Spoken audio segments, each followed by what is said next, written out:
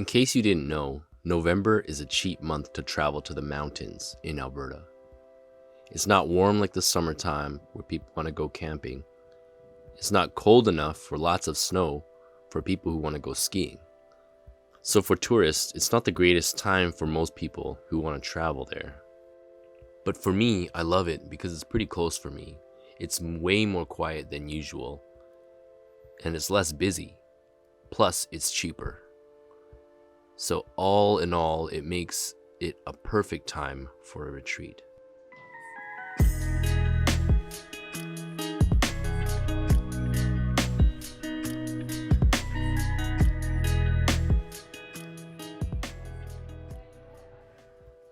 So I drove out to Jasper for 2 nights at a pretty nice hostel, and it came out to about 70-ish bucks total. It's cheap dirt. It was a shared room with 2 bunk beds, but since there are no tourists at this time of year, I got the whole room to myself. This year's been quite busy with lots of time spent with other people, and being at home, it's never quiet because I got 2 kids always running around, and it's never really peaceful. So to be alone in the mountains was definitely what I felt like I needed. Some time in solitude to balance out all the time I've had with other people and community. Let him who cannot be alone be aware of community, and let him who is not in community beware of being alone. Each by itself has profound perils and pitfalls. And this time in solitude wasn't for me to just be alone in my thoughts or just for me to be by myself, but it was really to spend that time alone with God. And if you were to try to be intimate with anyone, you would only want to be with that person, one-on-one. If we desire intimacy with God, wouldn't we want to spend that time with Him face to face? Moses went alone up the mountain to talk to God. Jacob was alone when he wrestled with God. Elijah met God in a quiet wind on a mountain alone. Some of the most powerful times that people encountered God were in times of solitude. Why is it then that we think we need to go to an event to meet God? Or that we need to be busy doing good things for God to encounter Him? That we need some great teacher that needs to teach us some mind-blowing truth to get closer to Him? When He often simply just invites us to Himself.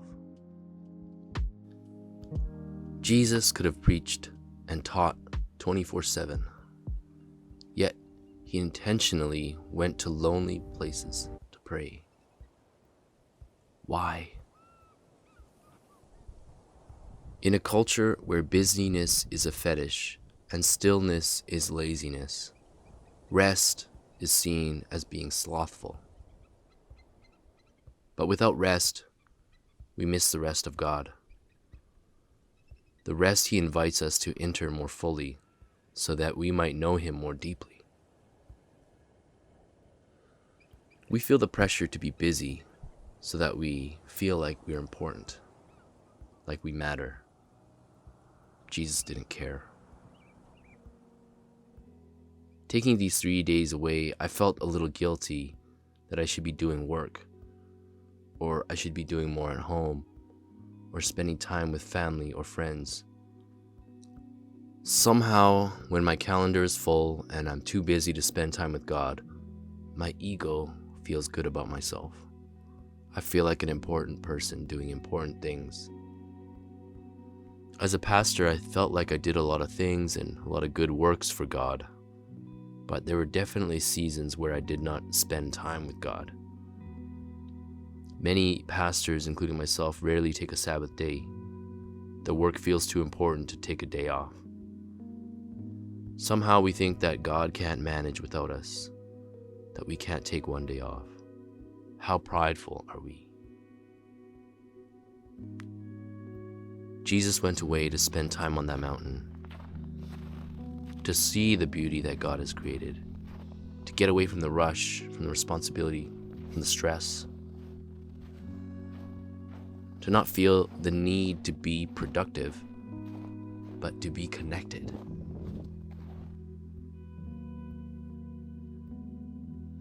After leaving this place, I can already hear questions in my head. What was your big takeaway? What things did you learn? What are you bringing back? But what was your big takeaway when you spent time with a friend? With your wife? With your kids? What did you learn? Maybe a thing or two. But the goal is not what you can get from them. The goal is the person. Solitude, intimacy with God, isn't about the outcomes, what you learn from it, but it's about the person and the time you spend with them. It's about that deepening of the relationship. If you go into solitude time looking for deep truths, looking for answers, looking to learn something, you may come away disappointed and not finding what you are looking for. But if you go into solitude time looking for God, looking for Jesus, you'll find him there. And that's why I need to get alone with God.